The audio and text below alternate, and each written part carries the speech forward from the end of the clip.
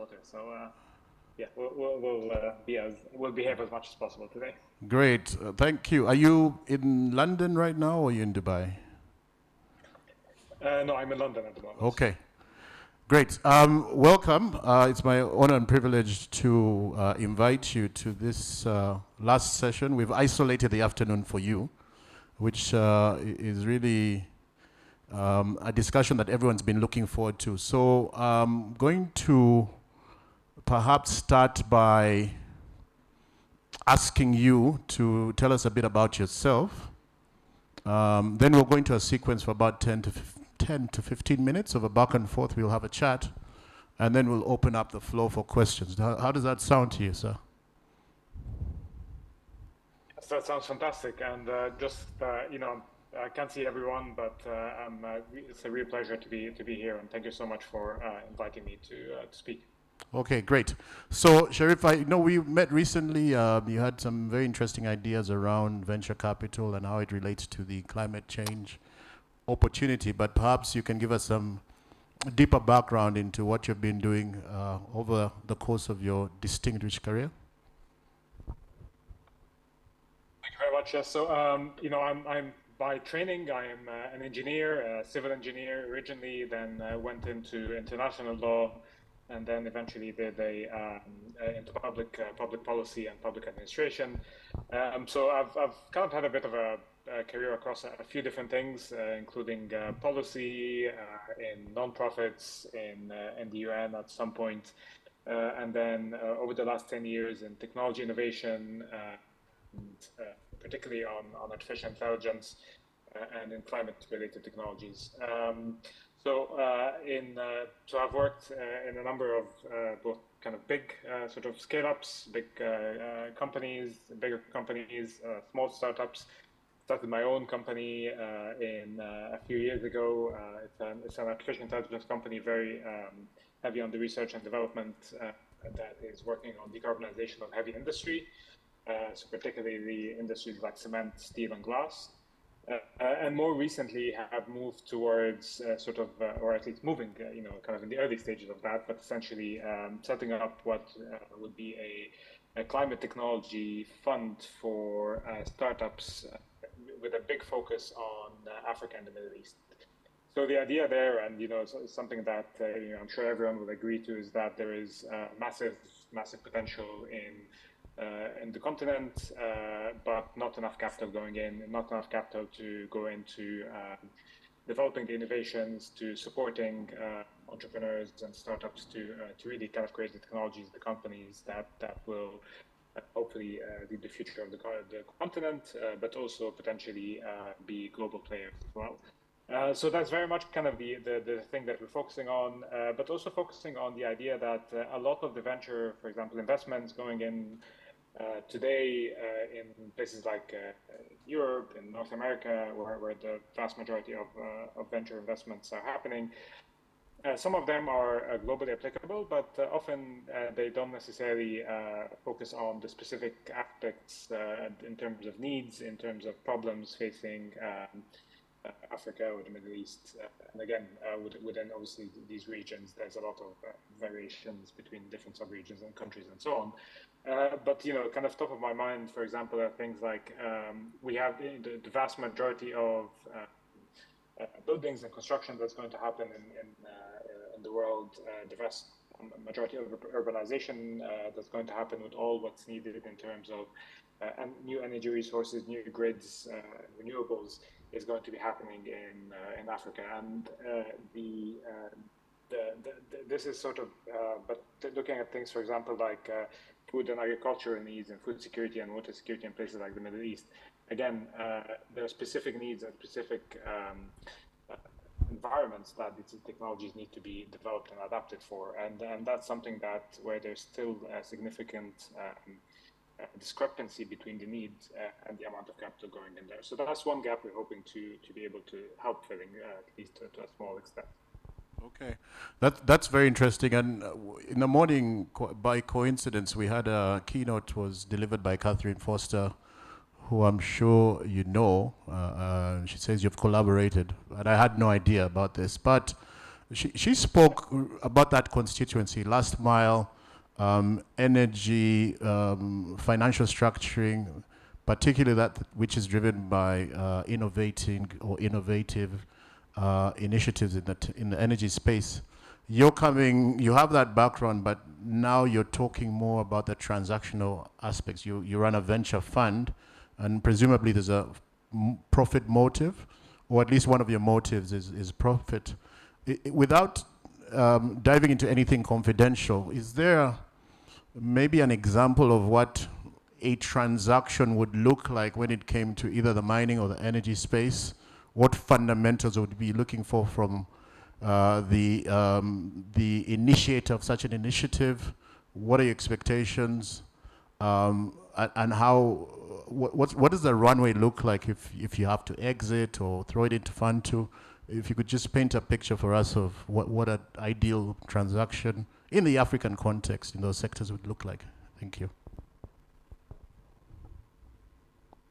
Yeah, and and I think that's a really good question. And I think it's really important when we're talking about anything to do with the climate transition or decarbonization is that I believe that the best way to achieve this, to kind of move towards net zero, towards decarbonization, is to look at it from a commercial point of view. So how do we do this in a way that is commercially competitive with existing technology, with what's kind of the sort of incumbent technologies as such?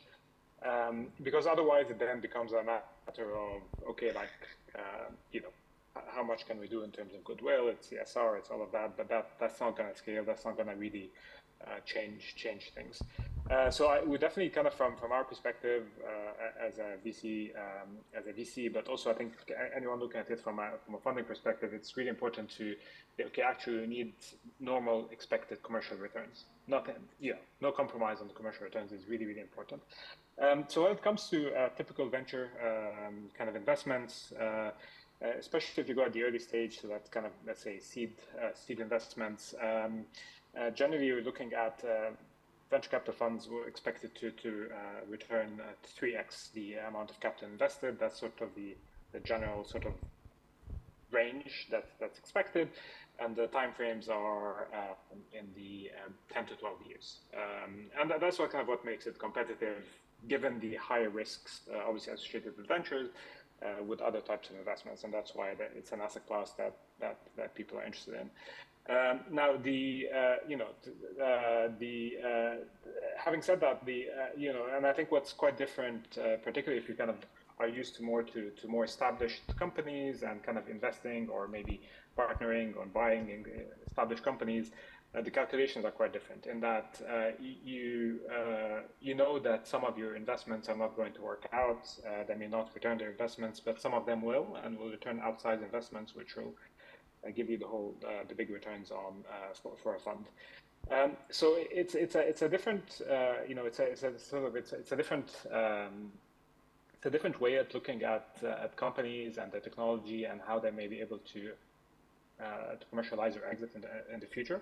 And it's about, I think, really important. It's about really being very careful in picking the right companies as much as possible. I mean, there's only so much you can do in de-risking that, but really providing the right support, providing the right framework, really understanding the space very much. So I think from that perspective, particularly when investing in things like climate technologies, having specialist investors, I think becomes really important, because you tend to have more time and more understanding of the space and the possibilities, as opposed to generalist venture capital, for example, companies.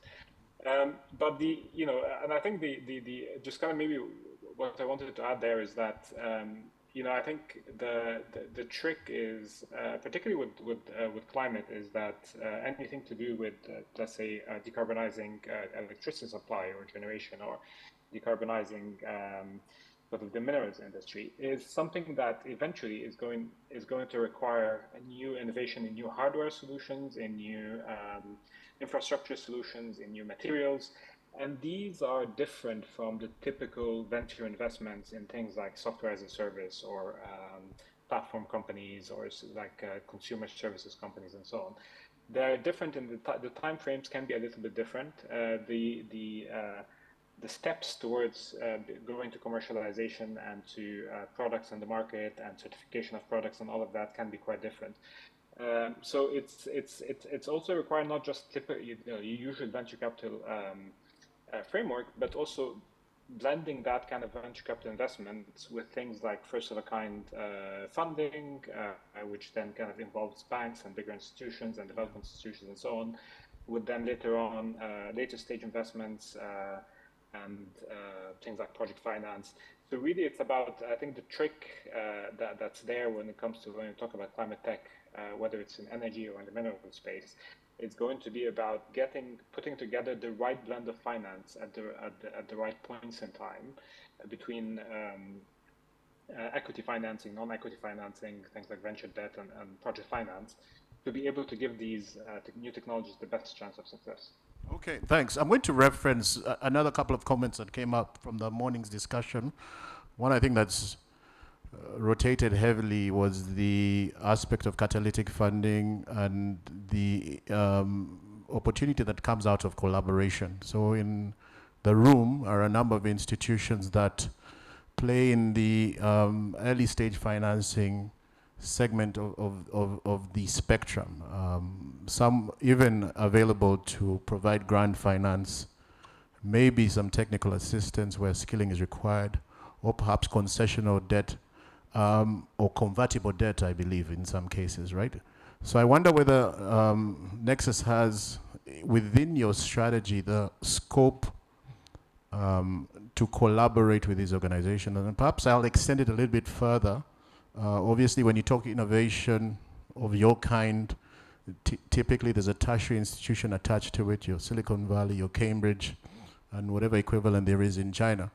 But perhaps first from a collaboration perspective, if you're to come into Uganda or East Africa, what would you look for in a partner?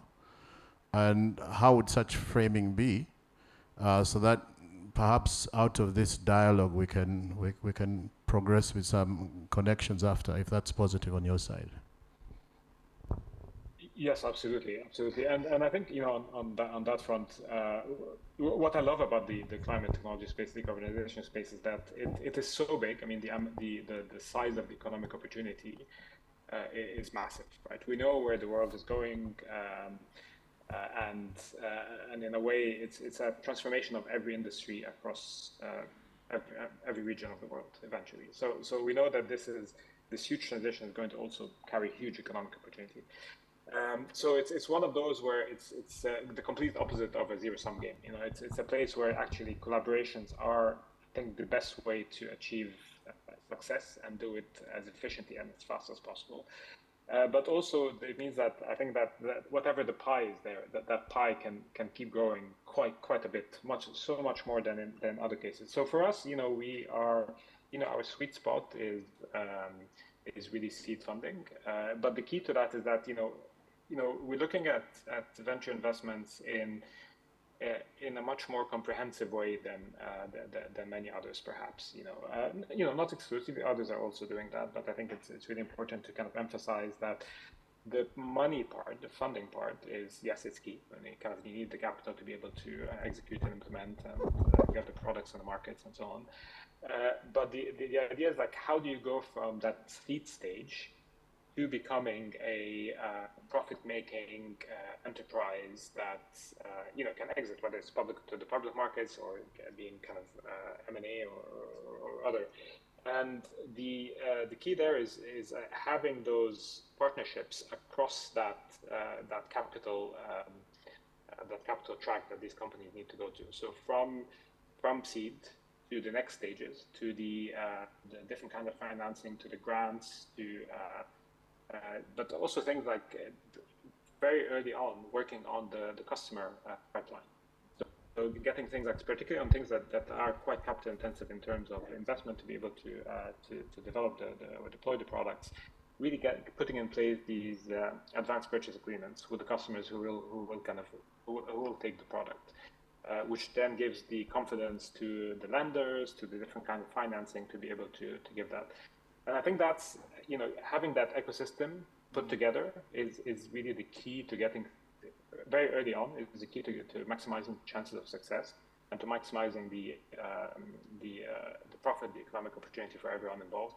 And a really important part of that, which often gets maybe forgotten at the early stages, or at least not thought of early on, is really the engagement with the policymakers. Because if you're talking about things like the electricity market, or we're talking about things like any heavy industry, including mining, there's going to be a lot of regulation, and the regulation is there for a very good reason. It's to keep everyone safe, it's to keep competition healthy, and all of that. But things like which means that any new products, any new services may not quite fit with existing regulations. Kind of early engagements with the regulators, with the policymakers, becomes extremely important. So that becomes an enabler rather than a barrier. Okay, thanks. I'm going to hand over the microphone to some of the curious who may be in the room. But there's just one thing I wanted to bring quickly to your attention. When we spoke to Esther from Botswana, and the conversation around mining was the artisan. So in Uganda, in the mining space, I guess, specifically, there's a lot of smaller and artisan miners. And in Botswana, that's not the case. The industry is super consolidated around large operators. But she did say that there's the opportunities within the supply chain. So smaller businesses can latch onto a large anchor and feed into the value chain, perhaps not directly in the extractive industry, but doing one thing or the other. And for us, that's an interesting opportunity, primarily if there's the opportunity to deploy innovation for an existing operator to then work with some of the compliance metrics of that large company may have. For example, net zero, a lot of the large companies are having not only to do it internally, but across their supply chain. And the smaller businesses may not necessarily have the resources or the IP to do it. I wonder whether in maybe a minute that's an interesting opportunity that may speak to some of the businesses that we have in the room. Yeah, and I think that there's two things there. Kind of looking at the, if you look at the big global companies, I'd say, the likes of Apple or anyone else who might be kind of, or any of the big car manufacturers. So kind of looking at, for example, just batteries as an example, right? And all the minerals that go into batteries. You have sort of that first move towards, okay, actually, if you're a car manufacturer, okay, move to EVs, right? But the questions that starting to come up now is that, okay, we're doing that. Okay, where are you sourcing your minerals from? Where, how is it being sourced? What kind of, what's happening in the mining in terms of the impact on communities, impact on the environment, as well as things like the, kind of all the the emissions across that pathway as well. And the more, I believe that this is the, I'm seeing, like, just personally seeing that these conversations growing. And it's almost an inevitability that this will become a differentiator for different suppliers of batteries, for different manufacturers who incorporate different batteries in their products. And in a way, the more I think the sub-suppliers are ready to differentiate themselves in actually having these kind of saying, actually, this mining is happening under the best possible conditions in terms of the environmental impact, whether it's from a climate or from an ecological perspective. I think that becomes a very strong differentiator, which then eventually is moving in the direction that a lot of global companies would have to move to and would be asking for. The other side to it, maybe just very, very quickly, but just to highlight, and something we talked about the other day, is the fact that today we have about almost a quarter of all global GHG emissions are covered or about to be covered by some form of carbon pricing. That's a direction that's very clear, right? The EU took a lead with the emissions trading scheme, but we're seeing up to perhaps 40 different countries today have either implemented different carbon pricing or are moving in that direction. And we can see it from the EU where the next step of this path is. Essentially now they're implementing what's called the Carbon Border Adjustment Mechanism, or CBAM, in 2026. And this essentially will implement a fees, so almost taxation on any imports that do not meet the EU's own internal emissions targets. And this is for the very simple reason that they have to protect, obviously, their internal companies because they are implementing, they spending money and implementing measures to reduce their emissions, so they have to protect them against what they would see as unfair competition. And you can see that that's a natural kind of direction for any company that's today starting to implement carbon pricing. Eventually, they will implement a border adjustment mechanism, which means that for any other countries who that are looking to export anything from energy to any kind of products, that it's being today preparing to be best place in terms of reducing emissions in terms of decarbonization will again put them in a really good position to be able to export places like the EU or elsewhere. Thank you. That's profound. So that's another layer of compliance that we'll have to subscribe to when we want it to export to certain markets. That carbon footprint or negating it will be important. I want to open the floor for questions or comments if there's any. Across the room.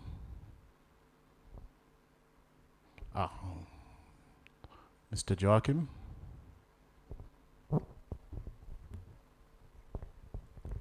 Thank you. Looking at the range of industry-specific, for example, mining or energy, I think it's important to look at the holistic solution. Look at what kind of value chain that can be created by energy. What is the purchasing power of the population? For example, if you are IPP, you go in a village you look at off-takers. There has to be purchasing power to make the project sustainable. So the challenge is how on macroeconomic level in economy, how does everything connect? Market linkages, having road transport goods and services, and creating jobs that create, economic values, income generating activities that will allow the consumers to afford electricity. So if we take industry in isolation, thinking about energy, it will be difficult to make it more sustainable because it has to be a market for that product. If there's no market, no purchasing power, then the sustainability will be questionable. The business model will not function because there'll be no buyers. So the key is just to look at, okay, what is the energy structural reform? What is the mining code? What is allowed, not allowed? How can the local population be involved? How can the whole activity create income generating activities that will allow the users to afford these services? So I think it's a holistic solution that can probably not be dissolved by one sector, that can be driven by the regulators coming, doing complementary investment to allow the economic activity to happen. So I think it's a holistic view will help, but obviously energy specific and look at the technology, how can enhance it, can be a solution.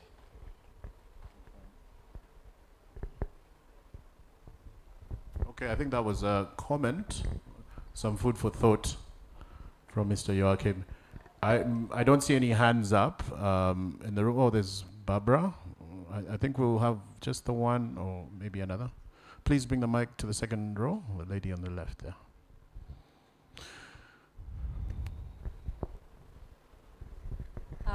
Thank you very much. My name is Barbara Kello, and I'm the Global Business Development Manager for Up Energy Group. So we're a carbon project development company based out of Kampala, but we operate within 8 African countries. So my question maybe is more specific to carbon-related technologies that your company is currently supporting or developing, and if and what are the opportunities that are around in terms of that? So maybe just as a background, we're not necessarily a technology company, but we do have technology like we leverage on IoT enabled tracking to just gather data from our clients. So I just wanted to understand like the opportunities that are specific to carbon. Yeah, carbon technologies.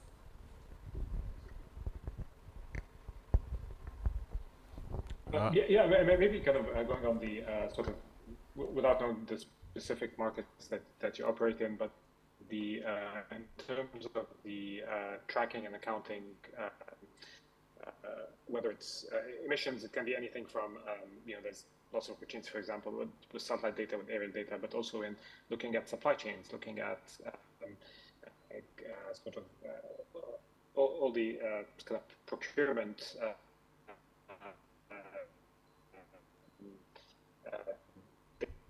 data and everything that's contained within that. First step towards reducing emissions or towards decarbonization is understanding where the most intensive activities are, understanding which ones are not only potentially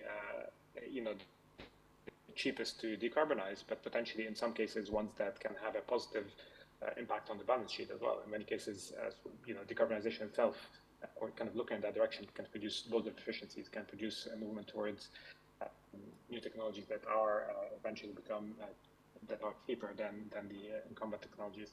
So I think that the data, whether it's from corporate data or from things like IoT and sensors and things like sort of energy infrastructure and buildings and all of these things and kind of transportation fleets, all of these can be an extremely important part of the process. And I would say in many cases are the first part of the decarbonization process.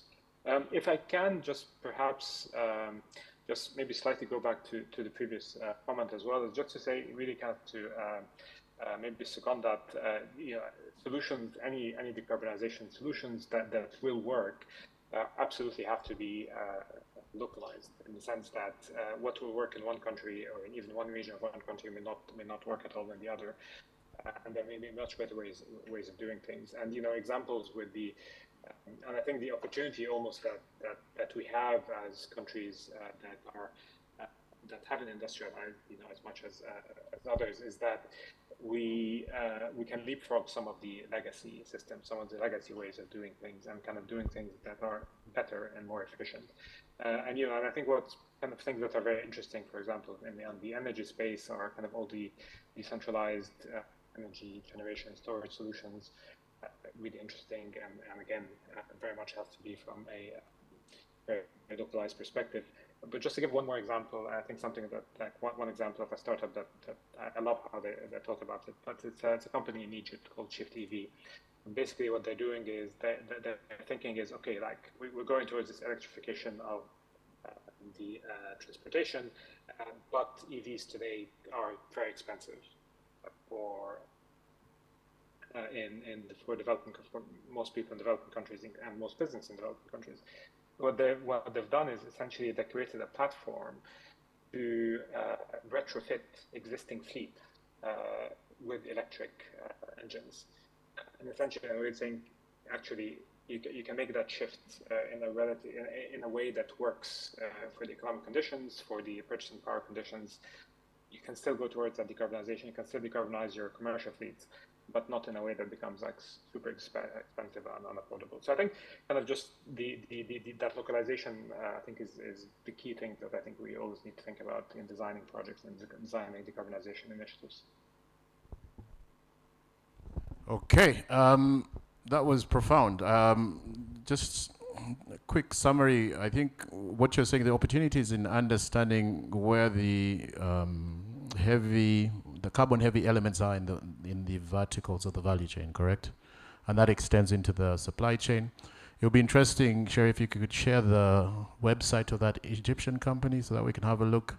And if there's any subsequent questions, we can take it offline and exchange. I think there's some border or motorbike companies in Uganda that are converting from ICE to battery. UNCDF will probably know that. But I see a lot of heads nodding in the room. I want to take this opportunity to thank you for holding on for a bit longer than was planned. We were running late, and we do appreciate the fact that you have stayed on to share your nuggets and the conversation continues. So please, ladies and gentlemen, help me give a big round of applause to Mr. Ali. Shukran. Okay. Awesome. Thank you very much, everyone. And thank you. Hope you have a fantastic afternoon. Thank you, sir. We'll see you soon. Thanks. Okay. Now, let's wrap it up, right? This is part of the unscripted part, but I think it's most important for us to have a very light summary of what the main conversation points are. I think, Maria, there's someone supposed to be on a laptop there. So if they can just bring up the slide, that will help us document some of the unfinished work from the morning. I think there was the gentleman from UN, from Mexico, had a question for UNCDF. I don't know, Joel, if you and okay. Julius will take it. Okay, that's one. I don't know if there's anything else outstanding from the questions we had in the morning, but I think that was specifically unaddressed. So there'll be a microphone. I need a microphone up to Julius, please.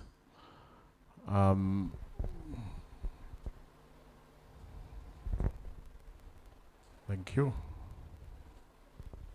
And apologies for kicking you to post-lunch, but. Thank you very much, and thank you for the question. Joel talked a lot about the work that we're doing with local governments and a little bit about private sector.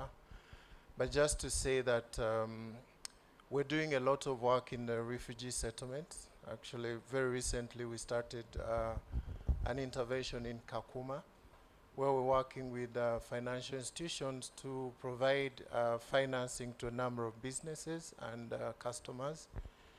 We've also supported a number of renewable energy businesses that are working in the refugee settlements.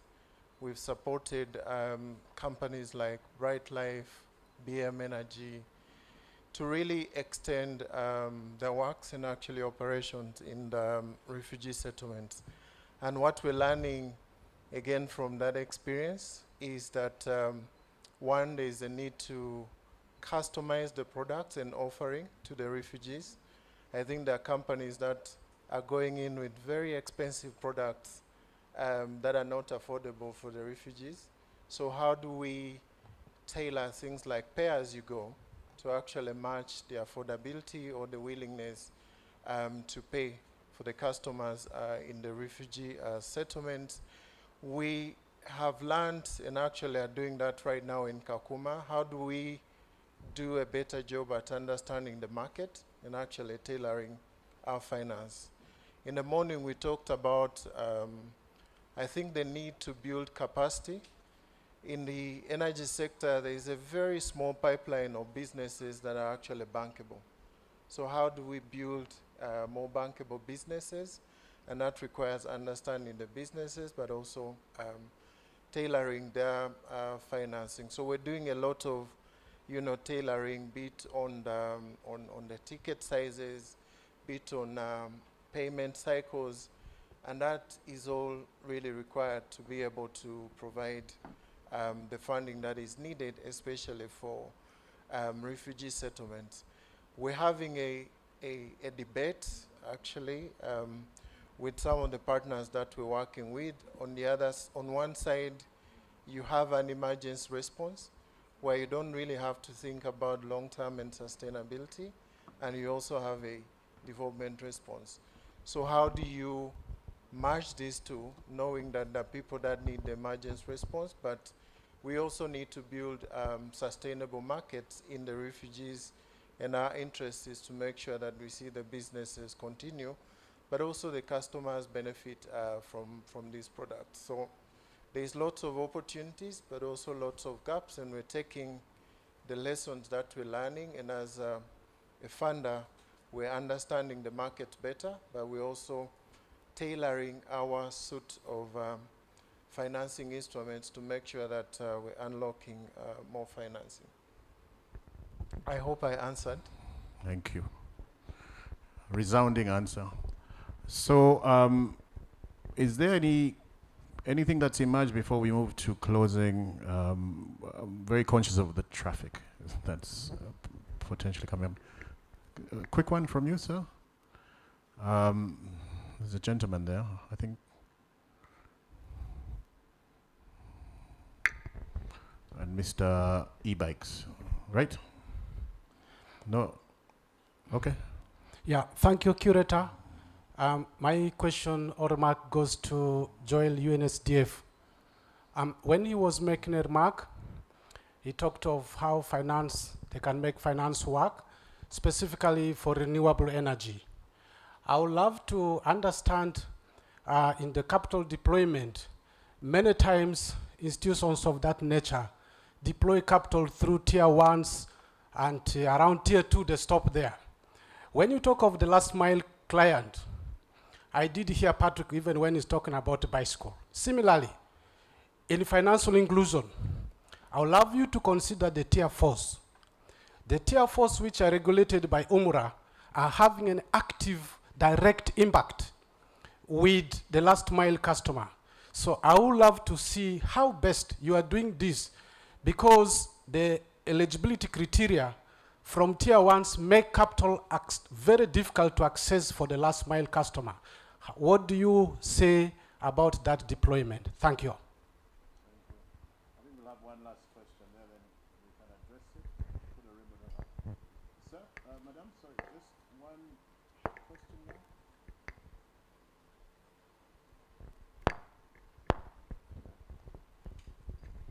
Thank you so much. Of course, I don't want to repeat myself because exactly we are speaking from the same page. However, I have a concern, and this concern is related to the results. We have had these conferences year in, year out. I would be very happy, Curate, if we can have the next conference dominated by best practices. What are those entities that have successfully gone through all this, and what are the lessons that they can be able to inform the newcomers that are coming on board? For me, I'd be interested in that, because then that gives us the motivation that we are actually moving in the right direction. I'm going to quickly respond to that, sir. One of the things that, I don't know if you're here in the morning when we were talking about the mining panel, right?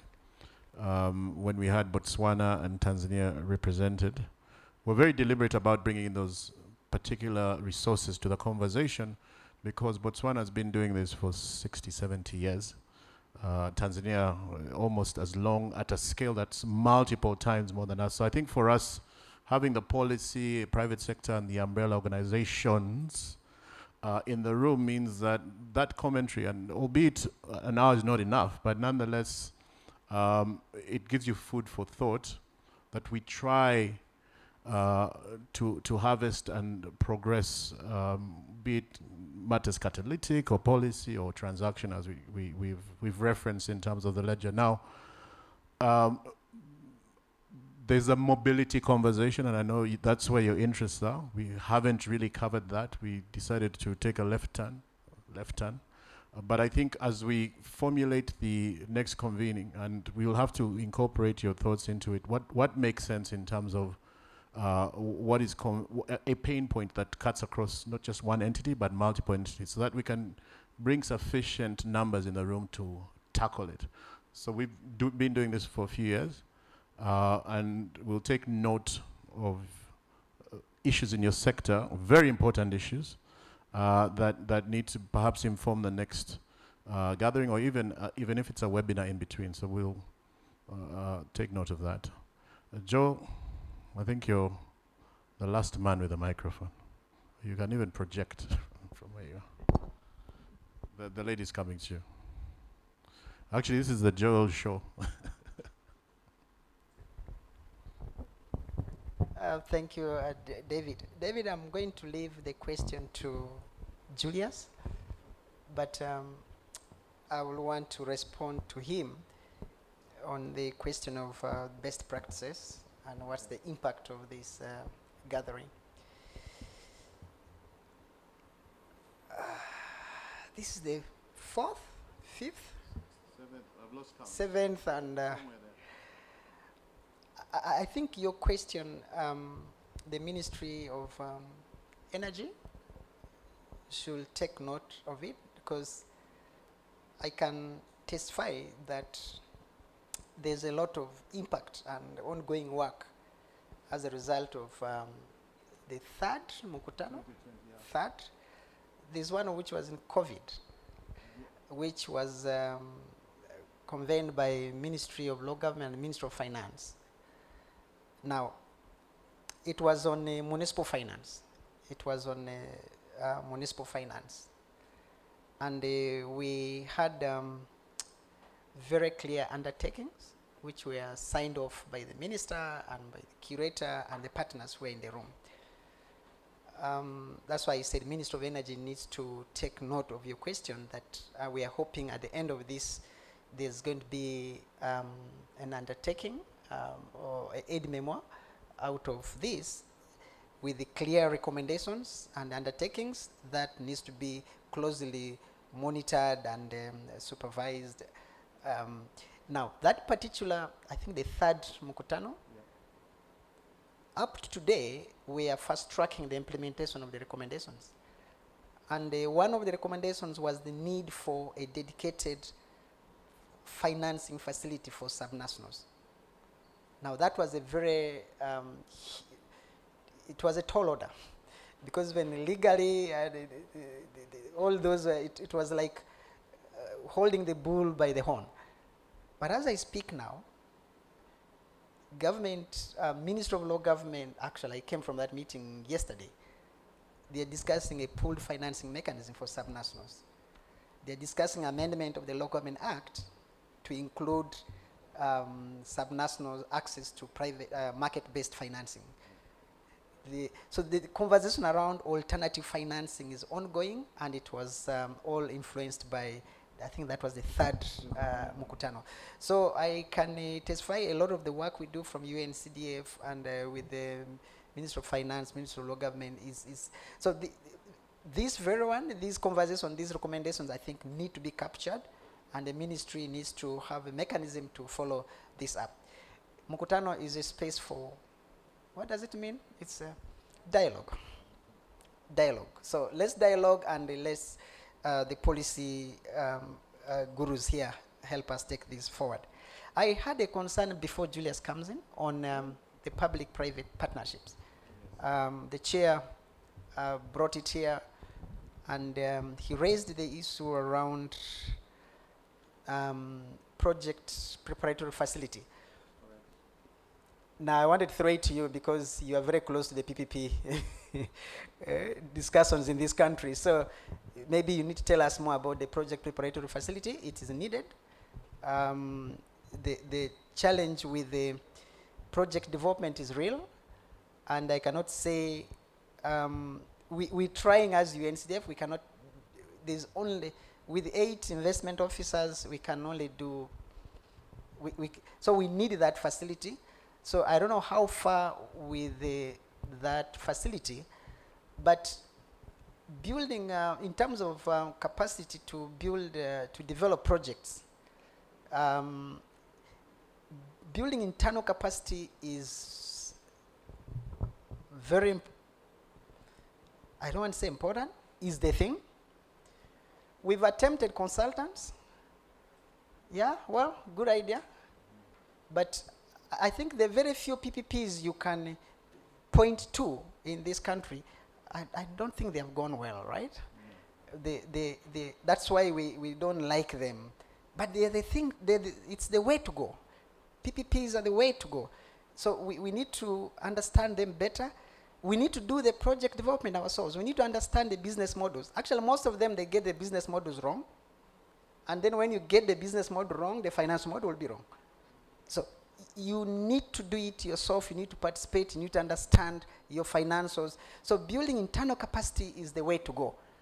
Yes, we can get consultants to tell us the feasibilities and these other things, but building that final product, I think we need to have internal capacity.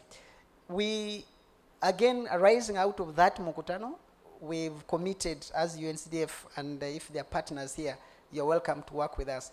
We want to test 4 PPPs with the subnationals in this country. The law has been, the Honorable Minister, former Minister says he's never seen one. So in this year and next year, we are committed to have 4. 2 in mini grids, solar mini grids in the Greater Kampala, 1 in Mukono, another one in PG. We have 8 projects submitted by these local governments. We advertised and looked for private sector partners. We got about 7, but the available resources as equity support from the local governments, we can only test with the 2. So we have 8 projects ready. We're going to have that PPP launch. We're trying to again see if we can get more partners coming on board, but we want to test this and have 4 so that your hard work in the PPP policy, around PPP policy, also begins to pay off. Yeah, so I thought I should add that. They need to bring PPP on board and have PPP as one of the mechanisms to deliver this is that critical. Allow me hand over to my colleague here to respond to the question of Tier 1, 2, 3, and 4, and a lot of work we're doing in all this. You also talk about the digital aspects with microfinance. Thank you, Joel. I think, David, if you allow, maybe the next Mkutano should be at UNCDF. So that we can answer all the questions. We're happy with, I think, all the questions, Joel. We've gone through all our slides in the end.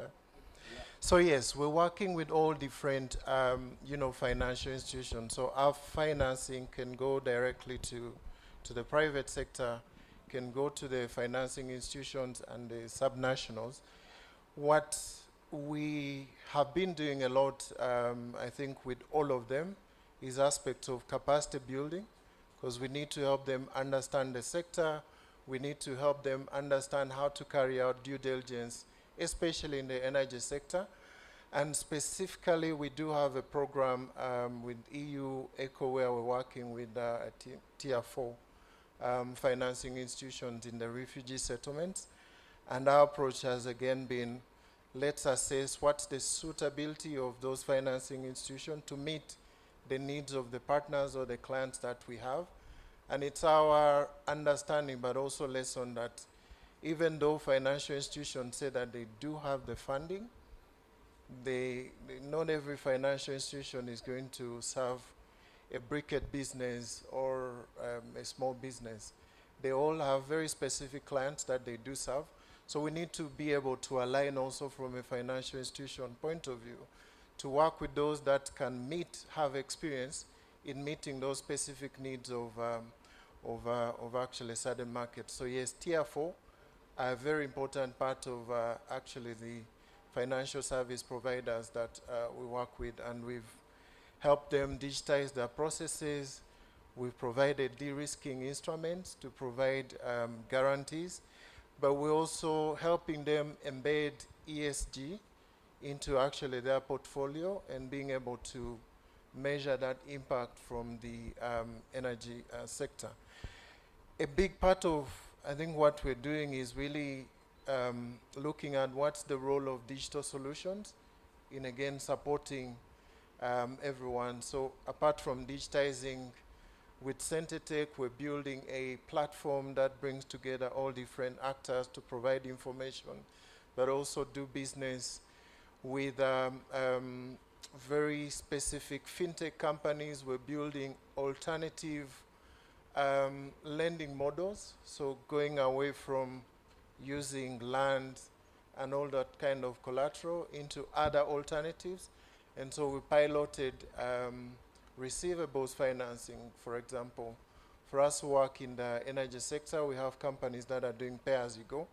And so what they have as assets are receivables and not land and buildings. So we should be able to lend to them also based on that. And digital solutions are really helping us to be able to understand the portfolio, measure that portfolio, know when customers are paying back, so we can, tailor, I think, our solutions to those partners.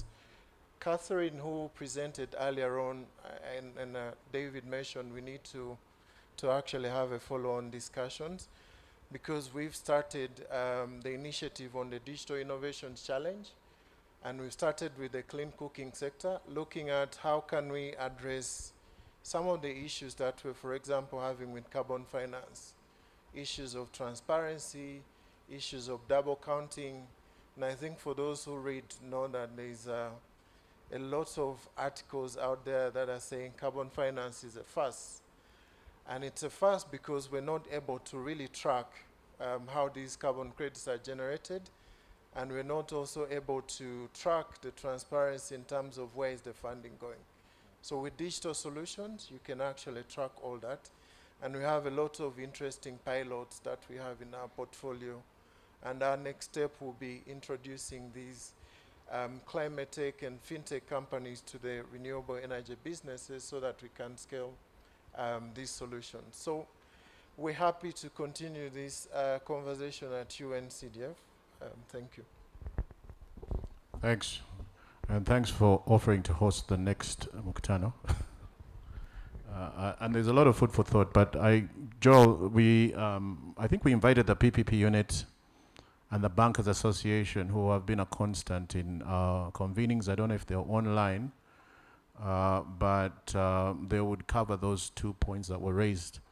I was put on the spot a little bit. In terms of disclosure, I sit on the PPP committee, which is the oversight board of the PPP unit, which was operationalized by the passing of the PPP bill or the Act in 2015. So there's a little yellow book that gives us, if you look at my copy, it's underlined on many things that speak to the regulations that frame PPPs, including the project development facility that the Act provides for, but the Treasury has not capitalized. Now, interestingly, and I'll say this because it's out there, the chair of the PPP unit, PPPC, is the Secretary to the Treasury and the Permanent Secretary in the Ministry of Finance. So we like his thinking, but there's a little bit of a constraint around capitalizing this fund. And the fund really is primarily to make sure that the structural elements of a transaction are watertight. And for that, you need skill that is outside of government.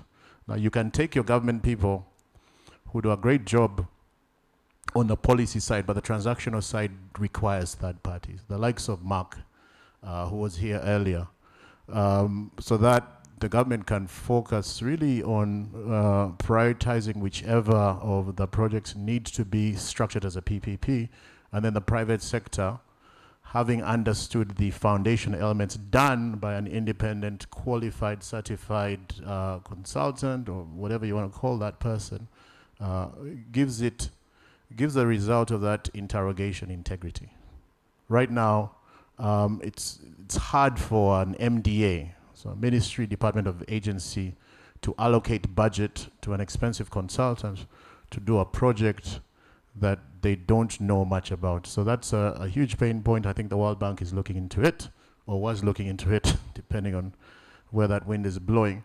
But another thing the PPP unit has recognized, and Joel, you're not around, when I made my opening remarks, I said these two sectors that are under conversation almost everywhere in the world require the public and private sector to work together, almost everywhere. Debswana spoke about it. There's cases in Tanzania and elsewhere. So these sectors are ripe for PPPs. We have had successes before the Act. Umeme, it can be argued, is a success.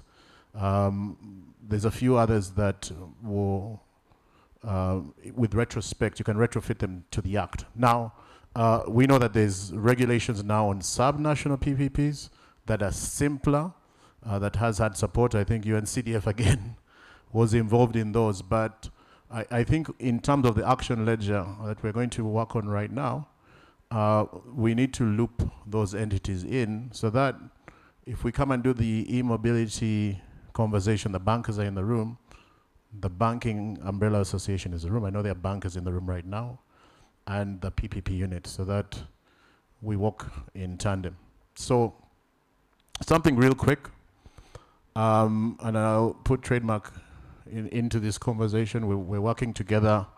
I may have mentioned that, so what happened in 2020 was a very much policy discussion.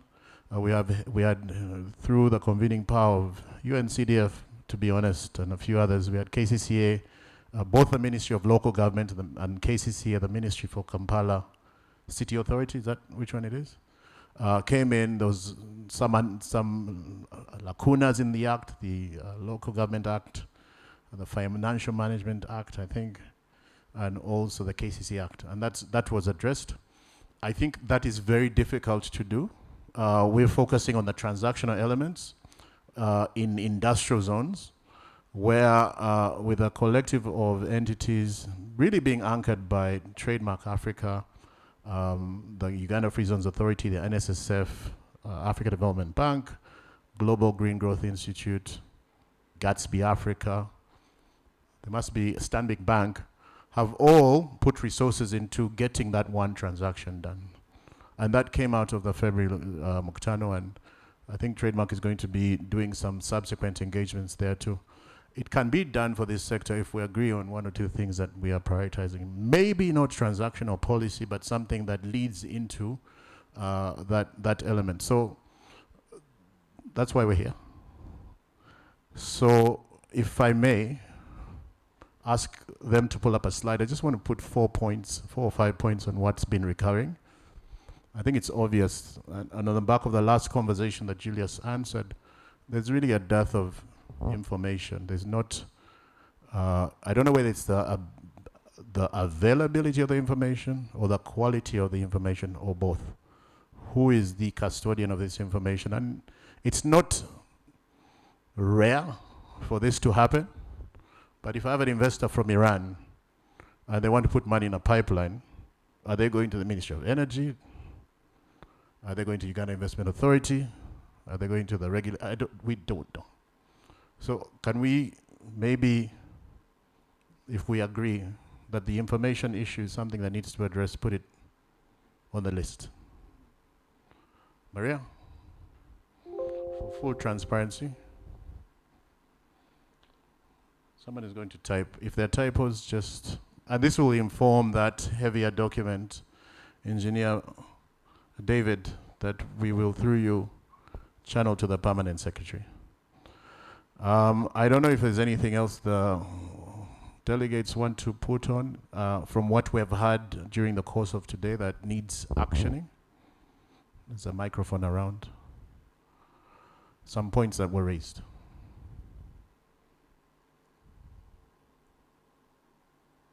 No. I think maybe there's 1 or 2 conversations on skills, if I remember correctly. The lady from Skilling, Centenary. Do you want to just repeat? There's something you said about the skilling element, please.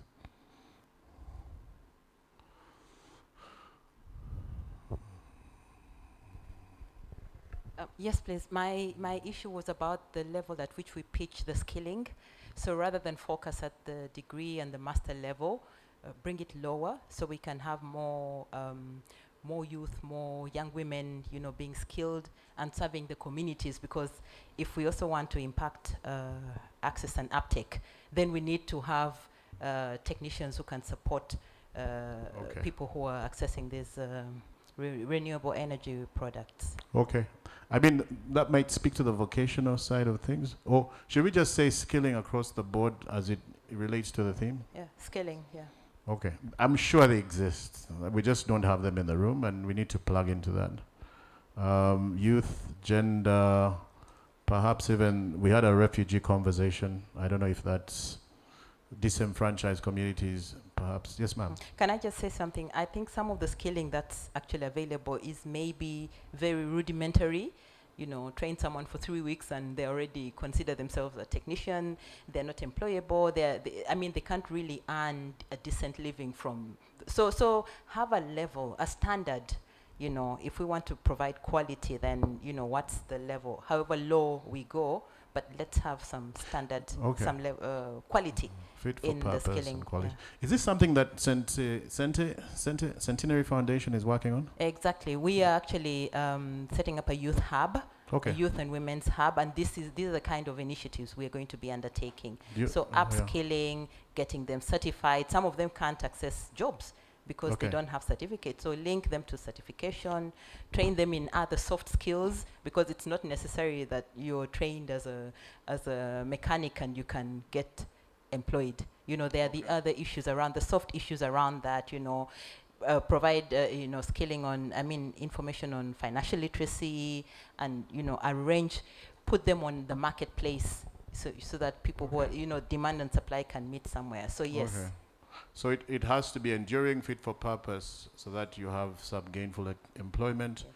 I think that trademark has a focus on it leads to jobs, and Mr. Iota spoke about financial literacy as one of the interventions. So if you don't mind, we'll take your contact and put your name on it, and then contact you. So I think there's more mics, right? Can you distribute the mics? There's something she mentioned, that I thought she would repeat herself on it, of duplication.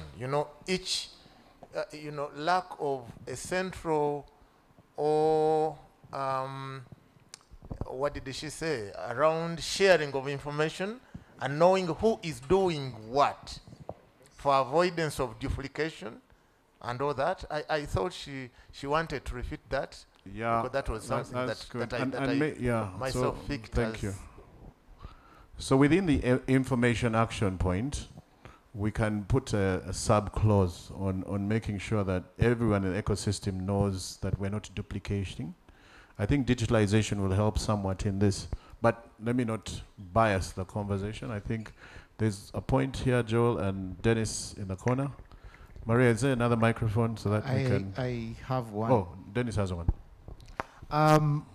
There's something that didn't come up in the discussions that I think we need to put on record for purposes of updating our ledger. Actually, one came up there and didn't. One is we need to create insurance products to de-risk some of these transactions. Because when you walk into PSF, the first thing they look at is risk. When you walk into a bank, the first thing they look at is risk. And as entrepreneurs, what we're faced with sometimes is, where has this been done before? Unfortunately, if it is been done before, then it is no longer business in some parts of this country. The second bit, which was discussed but not captured, is the unavailability of bankable information decks. So from a UNCDF perspective, or Centetech, or PSF, or even the Mkutano, we need to help entrepreneurs. Because some people have very good ideas, but they don't have the ability to deliver what they are trying to get finance for. Thank you. Can I quickly put in brackets NSSF again, because they have a high innovator program I used to serve on that board that is very, very strong on making sure that the entrepreneur or the project promoter knows what to say, when to say it, how to say it. Now, at the end of it is a deck, but at some point you have to stand by your PowerPoint. So communication skills that we sometimes take for granted can be the do or die when it comes to getting money. And then the insurance product, I think, is very important. Thanks for that, Dennis.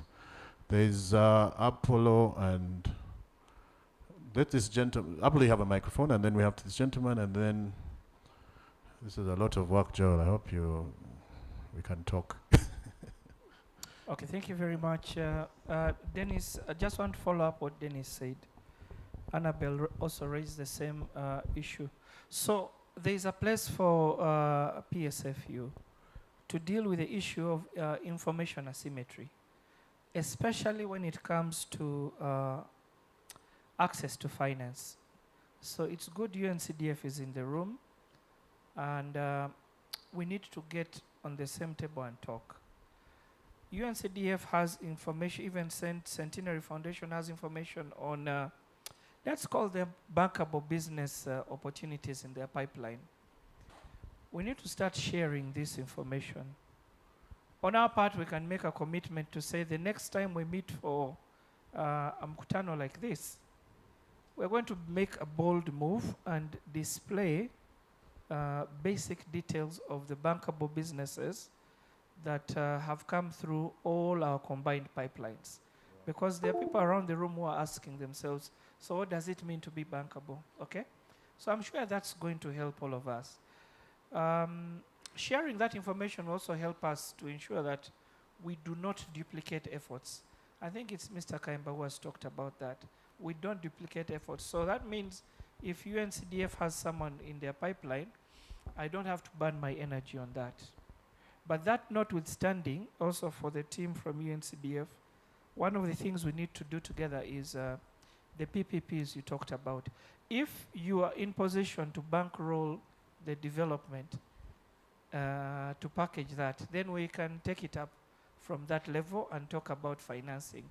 If you present it together with whichever partner you're working with, your name is enough to de-risk a suitable opportunity, if I may put it that way. Thank you very much. The gentleman in a nice shirt here.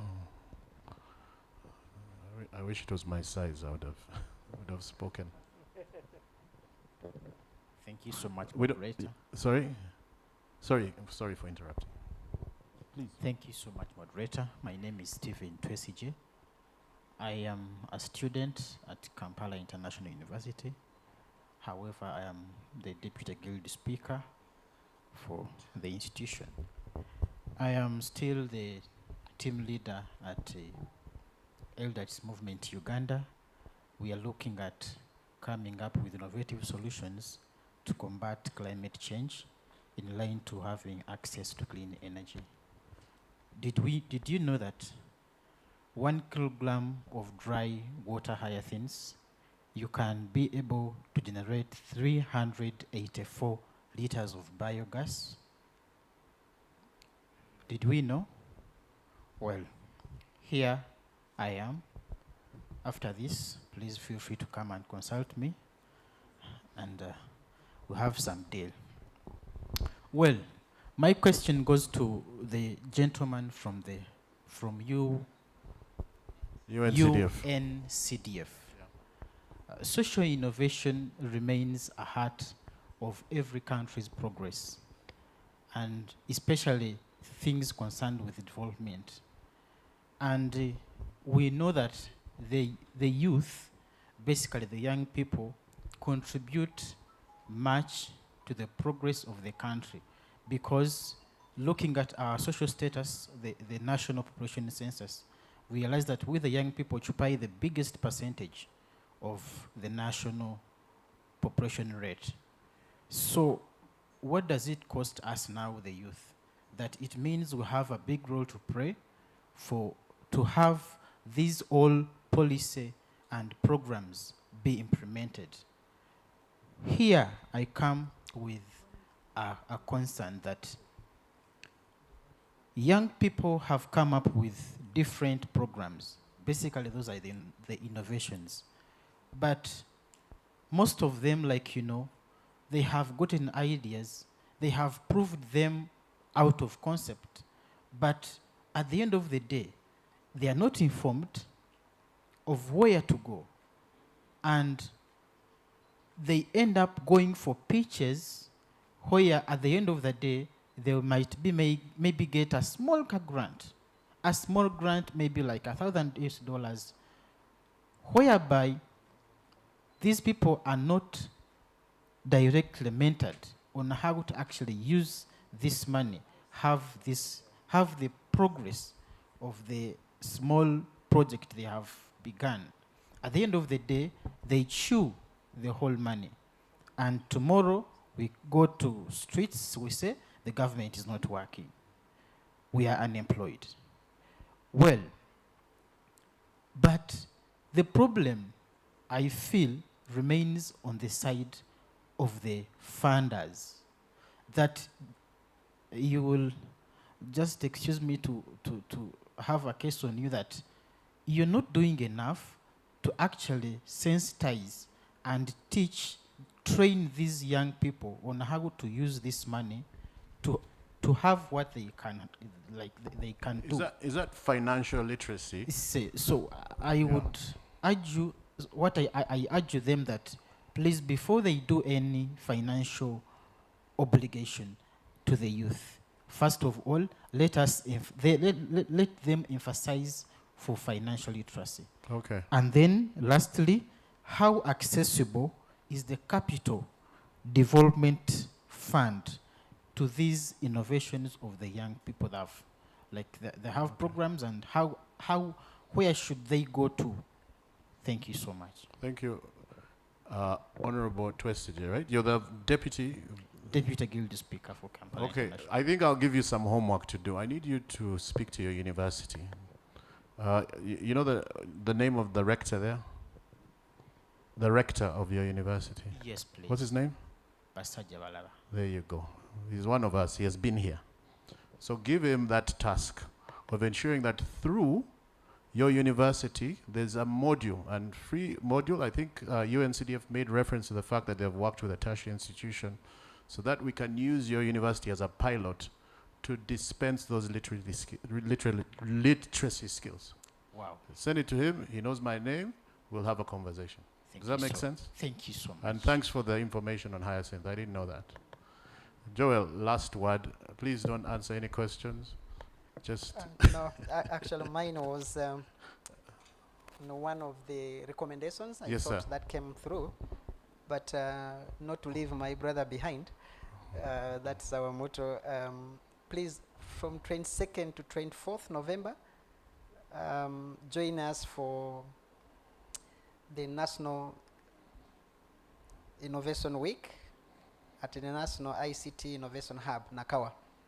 Okay. The Startup Uganda is one of the platforms we supported that helps startups picking from idea stage, growing it to investable project. So it's next week, 22nd is next week. Please, you can go with as many students as possible, and so let's know if you can write, and we can actually book for you space. You'll learn a lot, and you'll. Sorry, sir. So no, I was clapping. Sorry, I was clapping. And then the idea of KIU, we're doing a lot of work with Makerere University. Actually, this is Kampala University, right? Kampala International. Kampala yes, International. Kampala International. Yeah, so let's discuss and see if we can begin think of some incubation facilities within. Let's have a conversation on how to do that together. I mean, your director is known. Everybody knows your director. That should be very easy. Yeah. So my point was on the small scale or the artisan miners. I thought the conversation this morning dwelt a lot around royalties, CSR, and you see, but we said these artisan miners should be considered as investors, and should be part of the deals. And I thought that should be one of the key recommendations that should come out of this. I would actually think we upgrade to an undertaking if the ministry so prefers. Thank you. Thank you. I think the one point that's not there, but there's a lot of conversation in it, is on the catalytic funding. The 1 billion target we have. I think after this Mkutano, we will have a deficit. There's a lady at the back. Yeah? Can't see properly. I think we wrap it there. Gary, you can start moving your merchandise. Good evening, ladies and gentlemen. Good evening. My name is Juliana Lanyero. I run a startup called Cloud Green, and The conversations have been quite interesting, but I think one thing that has affected us as startups in the renewable energy sector has been policy. There's a lot of available funding. Everyone is pouring money into the renewable energy sector. Everyone wants to invest in the sector. But the policy we have in Uganda does not favor us to scale up and grow and also attract foreign partners to work with us. So I think this needs to be taken up. In every space I speak at, I speak about policy because it has affected my business directly, and I think there's a lot that needs to be done in that space. I'm also happy to know that we are speaking about an information ledger because there's been a lot of gaps between URA, UNBS, and the Ministry of Energy and line ministries to have information available. For instance, if I import, say, lithium-ion batteries, does URA have adequate information about batteries are not just isolating it and say solar is exempt, but batteries are not exempt. So there's a big gap, and it has affected us having investors and partners invest in the sector, though the funding is available. So I think that needs to be taken up. Thank you so much for the opportunity. Thank you. Engineer, I think you've heard the policy conversation, and I think you will recognize that some of the recommendations are not sector specific. They're positive for the sector, but some are very intrinsic on the back of what the discussions have been. So I just want to thank everyone for positively contributing to this session. So we're going to the last legs. There's a gentleman, a very talented young man called Gary. He's also cool, if you can see from the way he's dressed. We want Apollo to come up. Gary is going to give us a 30-second explanation of what is coming up. Engineer, please come to the podium as well. You're going to unveil his work. And I think the host of our next Mkutano, please, a representative from UNC. There's no female on the stage. We'll be in trouble. Sente Foundation, please. Please come to the stage. We're coming to your office. Yeah, someone from Iran? No, they're fine. So Gary, over to you.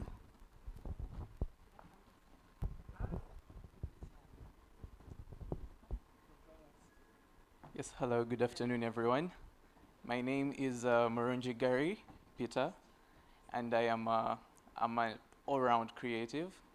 I'm an artist, I'm a painter, I'm a graphics designer. David, you'll allow me to give myself this title. I'm the creative lead at the Mkutano company. I handle all their graphics design and the videos, some of the videos that you've been seeing. So I'm basically an all-round creative. So my main task here today was to create a live painting depicting the conversation and dialogue that was being discussed at on this event, and it's exactly what I did. So briefly, what comes to my mind when I think about energy and minerals is nature. So in this painting, you'll see a lot of nature. It measures 90 centimeters by 120 centimeters. It is a concept of acrylic on canvas. And yes, with that, I would be happy to present to you the Energy and Minerals Mkutano live painting.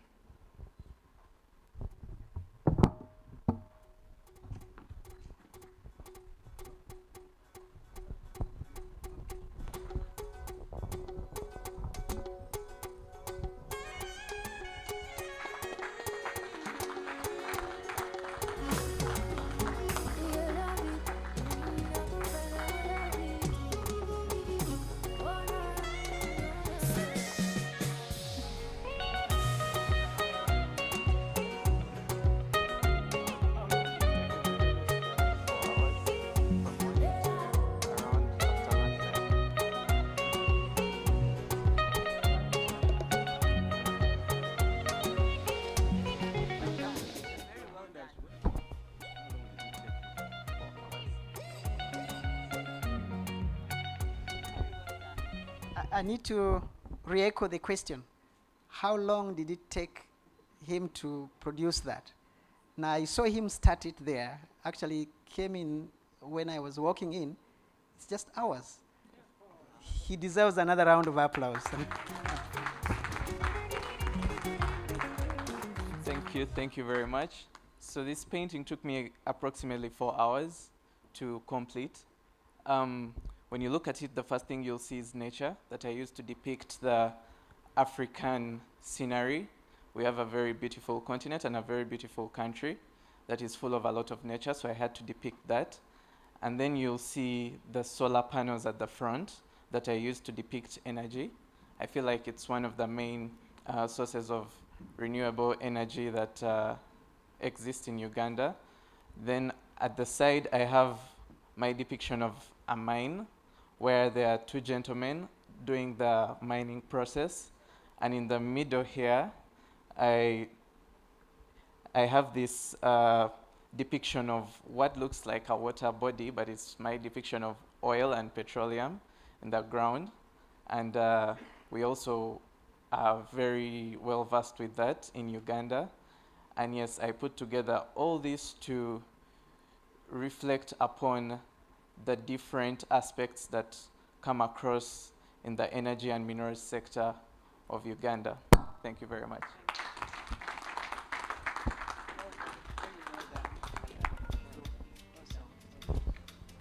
So I'm going, before I, Gary, we typically give this to one of our partners. I think the PS Ministry of Energy, we're going to knock on her door at some point, but we'll make prints for all the partners. Engineer David, I wouldn't want you to sit before, on behalf of the ministry, you close, if you don't mind. But my job really now is to thank everyone, and I mean this with from the bottom of my heart. I thank everyone for enduring a very treacherous terrain coming here, sitting through the day, and for your contributions. It's been very positive. Our commitment really with our partners is to act on what you've recommended. Where we get stuck, we'll come. But we're fighters. We've been battling before. We do this for country, for love of the country, and to make sure that what Gary has depicted is something that's preserved for the generations to come. And what the lady from Botswana said in the morning is that before you celebrate diamonds, you celebrate good people. There's a lot of talent, good people that I've been working with. Gary has colleagues at the Mkutano company. Maria, please, my chief of staff, who may be known to some of you. Pia. There's the events manager, beautiful pieces. Thank you, Barbara, and your team. You've done a great job. Thank you to all the speakers, the moderators, the delegates, panelists, online, in-house. The conversation continues. Thank you, Speak Resort Munyonyo. If I've left out anyone, my apologies. But till the next one, we will see you. Please, engineer, Karibu, wrap it up. And thank you, engineer.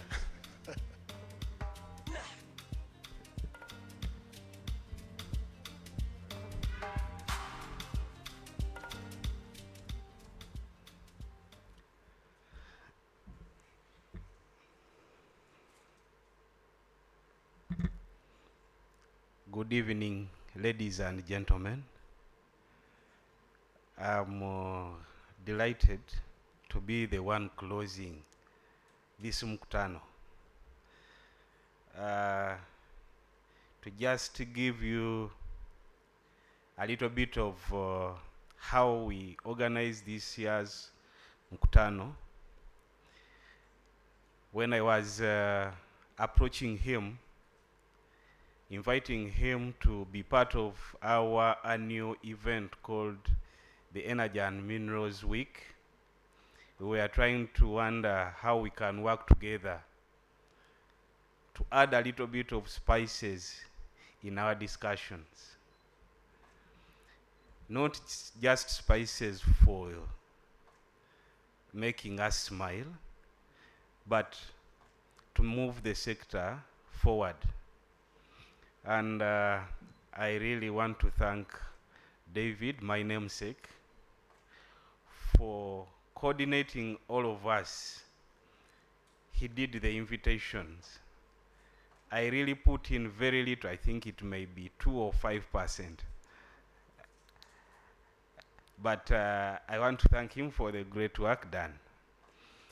This year's Energy and Minerals Week was the 19th version, or is the 19th version, or the 19th edition, which started on Monday, 13th, and it will be ending on the 18th. It means we are still moving. So for us finishing the Mkutano engagement, it doesn't mean that it has ended. So we are still continuing with our engagements.